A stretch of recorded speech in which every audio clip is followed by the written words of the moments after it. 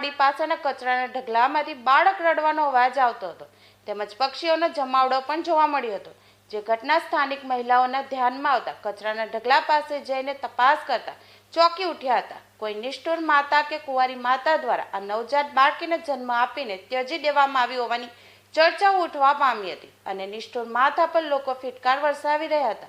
સ્થાનિક મહિલાઓ દ્વારા બાળકીને સિવિલ હોસ્પિટલ સારવાર અર્થે લઈ જવામાં આવી હતી, જોકે હાજર તબીબોએ બાળકીને મૃત જાહેર કરી હતી। घटना अंगे पुलिस द्वारा जरूरी तपास शुरू करवामां आवी हती। हम सुबह सो के उठे तो कवे लोग वो एक बच्ची थी, आज ही नवशीष बच्चा का जन्म हुआ है, कभी हुआ होगा रात को।